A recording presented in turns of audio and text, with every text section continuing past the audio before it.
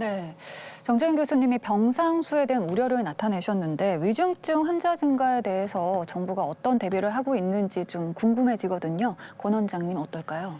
네, 먼저 정 교수님 말씀대로 또 예측하신 대로 그렇게 될 수 있도록 저희가 말씀하신 그 병상도 충분히 이제 확충을 하는데 문제는 위중증 환자를 줄이기 위해서는 앞서서 먹는 치료제의 적용 대상을 더 넓히는 것도 해야 되고 또 아까 신 교수님이 말씀하신 3차 접종률을 더 끌어올리고 나아가서는 지금 고민하고 있는 것은 요양병원 등을 중심으로 해서 3차 접종을 했더라도 항체가가 일정 기간이 지나면 떨어지는 경우가 있기 때문에 특정한 그런 고위험군에 대해서는 4차 접종도 검토를 하고 있는 상황입니다.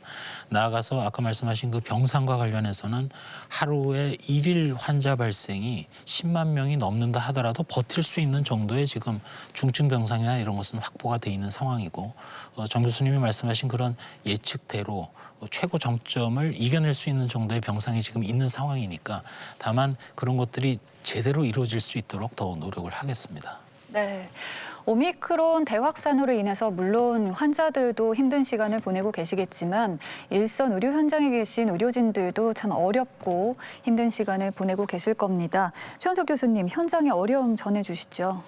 네, 코로나19가 시작된 이래로 괜찮았던 때가 있었나 이런 생각도 좀 들긴 합니다. 사실 이전하고 지금하고는 의료진들이 겪는 어려움의 분야 종류가 좀 다르다고 할 수 있겠는데요. 이전에는 주로 검사하고 또 중환자를 진료하는 체계에서 좀 어려움이 있었다면 지금은 굉장히 많은 수의 환자가 발생하고 있기 때문에 여기를 관리하는 체계에 있어서의 어려움이 있지 않나 생각을 합니다. 또 한 가지는 앞서서도 말씀드렸던 것처럼 지역사회에서 환자가 굉장히 많아지게 되면 실제로 의료진 중에서도 감염이 되는 환자분들이 생길 수밖에 없는데요.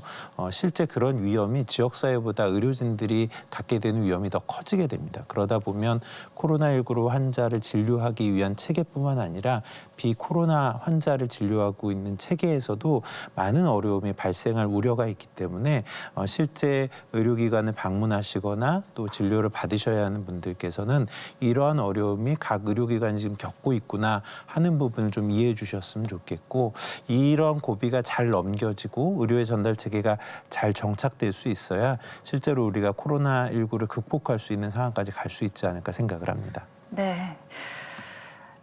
봄이 오고 있습니다. 새 학기가 시작될 텐데요. 학부모들 입장에서는 참 많이 불안하실 듯합니다.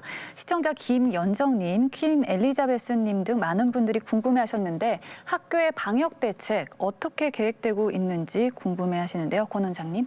네, 얼마 전에 교육부총리께서 발표를 하셨습니다만 현재 발생하고 있는 신규 확진자의 거의 4분의 1이 18세 이하입니다. 즉 유초, 중고, 대학생까지 포함해서 많은 확진자가 지금 나오고 있는 상황입니다. 다만 이제까지 오미크론으로서 방역 체계를 전환하면서 학교 방역도 자율성을 많이 개입을 해서 다만 유초중고와 대학을 구분하고 유초중고의 경우에는 4단계로 구분을 하되 기준을 전체 재학생 중에 확진자가 3%, 또 격리되는 경우가 15% 정도로 해서 그 수치를 넘어설 때마다 학사 운영을 변형하도록 학사 운영은 정상 등교냐 아니면 전면 원격 수업이냐 사이에 4단계로 구분을 합니다.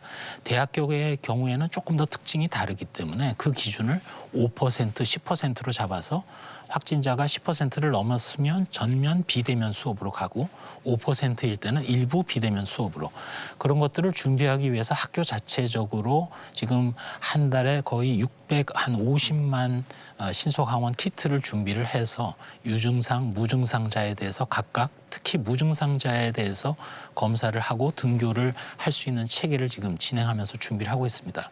유초중고 같은 경우는 2월 14일부터 3월 11일까지 지금 말씀드린 그런 것이 현실에서 잘 작동이 되는지 점검과 상담이 이루어질 그럴 계획으로 있습니다.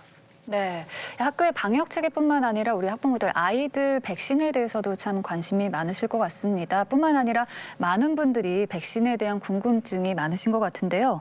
링링님 등 여러 시청자께서 물어오셨습니다. 한번 확진됐던 경우에도 백신을 접종하면 면역 효과가 높아지는지 또 3차 접종 간격은 어느 정도가 적당할지 궁금해하셨는데요. 신희철 교수님 답변 부탁드립니다. 자연적으로 감염이 됐다고 회복되신 분들은 아마 이런 질문을 가지시는 게 당연할 것 같습니다.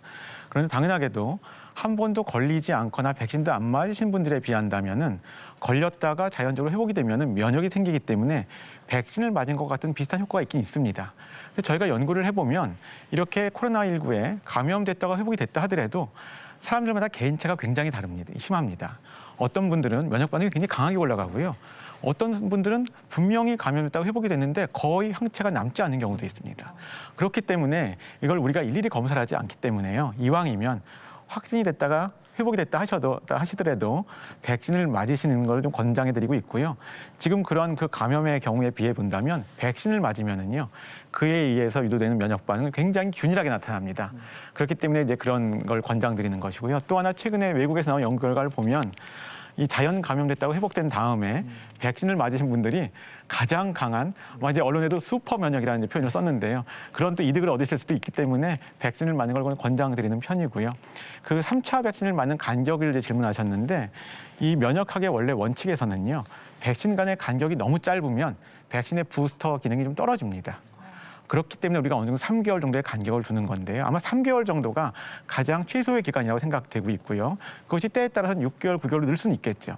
근데 지금 과학적으로 가장 이상적인 그 기간을 따지는 것보다는 저는 현실적으로 더 중요한 것이 3차 백신을 맞는 이유는 지금 당장 이제 급격하게 늘어날 오미크론에 대비하는 거거든요.